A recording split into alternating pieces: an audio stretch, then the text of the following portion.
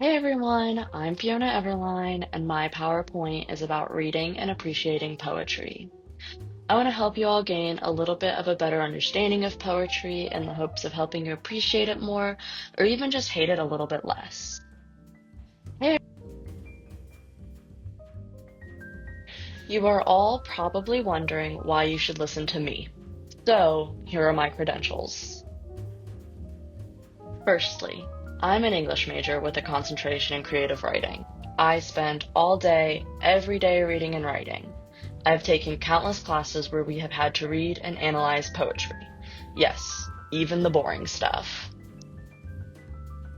Secondly, I'm a member of Sigma Tau Delta, which is the International Honor Society for English majors.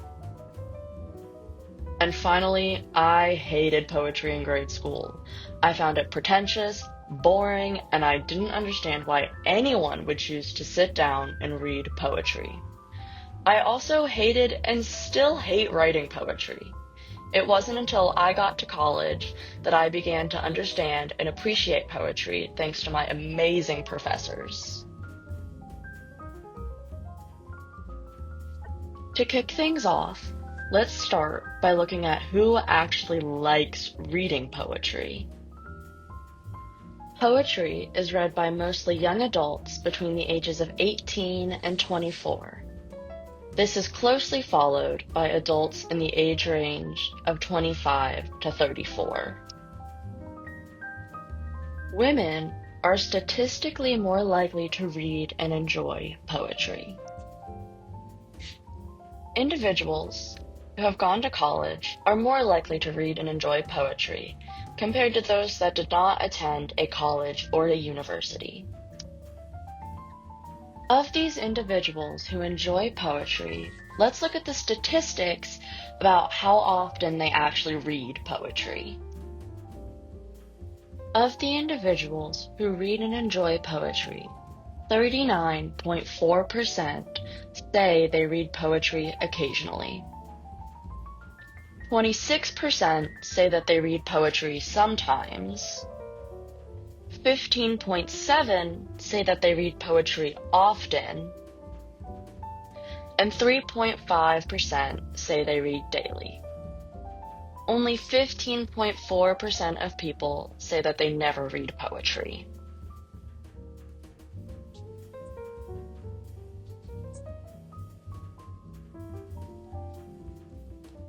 Now that we have covered the people who do like poetry, let's take a look as to why some people do not like poetry. Poetry can be overtaught. In school, we are taught the classics, and taught the classics again and again. We've all sat through read after read of Emily Dickinson and Edgar Allan Poe, and found ourselves bored to death. We rehash the imagery and the figurative language until the poem seems to lose all meaning. This creates a resentment to poetry as a whole. Poetry can overcomplicate things. We've all read poems with massive words that we don't know and we don't care to know. Some poets use fancy and flowery metaphors that don't appeal to most and can seem quite melodramatic. This creates a massive disconnect between reader and writer. While learning poetry in school, we were made to feel as though there's a right way and a wrong way to read poetry. Maybe your teachers made you feel silly for not feeling a connection to the poem, or not caring about the overly dramatic tendency of a lot of poetry. There is no wrong way to read poetry. Sometimes you just don't like it, or you just don't care. Finally, one of the biggest reasons people do not like poetry is because they are reading about things that they don't even care about. I, too, cannot relate to Edgar Allan Poe's Telltale Heart. Not everyone will or should like the same poems. Poetry is a very personal form of writing, and as readers, we should be able to connect to the poems we are reading. Picking something that you are interested in, like mental health, relationships, nature, or anger, can help you create an emotional connection to the piece that you are reading. Let's take a look at some of the most helpful vocabulary for getting a better understanding of poetry. Note, this is not the only vocabulary, but I don't want to bore you all with unnecessary definitions. We aren't all English majors. Figurative language is when the word's literal meaning is disregarded in order to show an imaginative relationship between diverse things. Imagery is the creation of images using words. This is usually done by making comparisons through the use of metaphors, similes, and other figurative language. Stanzas are one or more groups of lines that make up the basic units of a poem. They are defined by empty spaces between chunks of lines. Structure is the manner of construction of the poem and the arrangement of its parts. Think of this like the structure of a building holding everything together. Finally, tone is the poet's attitude towards the poem's speaker, reader, and subject matter, as interpreted by the reader. Tone is generally the overall vibe of the poem and how it makes you feel. All of these features and more are done consciously by the writer to get across the intended feelings and themes of the poem.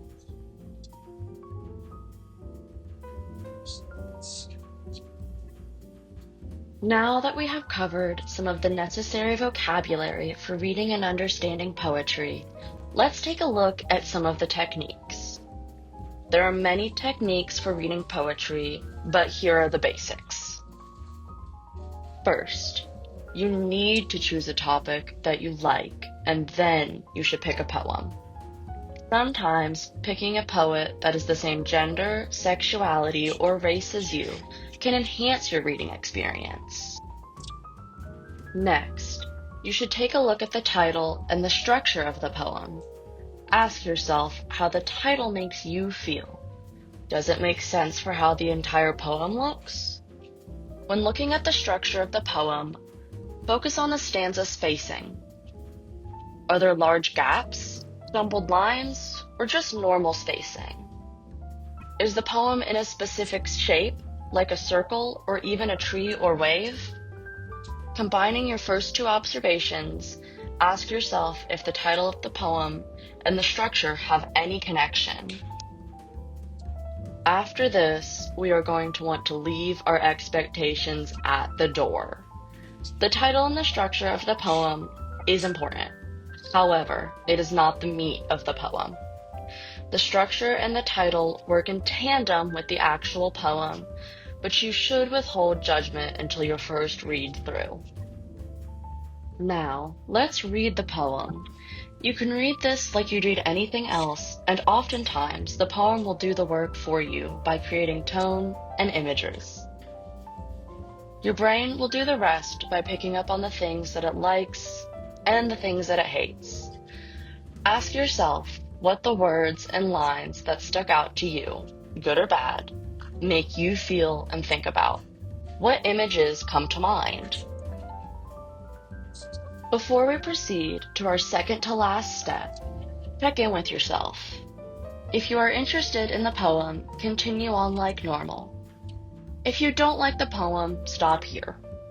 Forcing yourself to reread a poem that you don't like will not get you anywhere and will make you hate poetry even more. You can take a break or look for a new poem right away. Before you do this, though, think of why you don't like the poem. Is it confusing? Is it boring? Is it just something that I don't like? These are all completely valid reasons to pick a new poem. After making your decision on whether you like the poem or not, we can reread it. On this read, focus on the specific language being used. Tap into those pattern recognition skills. Ask yourself if there are repeating words, sounds, or phrases. This can help decipher a meaning or theme to the poem. Think about the tone of the poem. Researching the poet and the time period in which the poem was written can also help with getting a better understanding of the poem and overall theme. Sometimes reading the poem out loud can be a big help. Lastly, we can tie it all together. Take a final look at the structure and title in combination with what you have learned and how you feel. While there is no singular meaning to a poem, you can find out what it means to you. Sometimes a poem is just a poem, and that's a-okay. You don't have to like or feel connected to poetry any more than when you started. But I do hope that I have given you a better understanding of poetry as an art form. Thanks for sticking around, and I hope I've been convincing enough for you to give poetry a shot.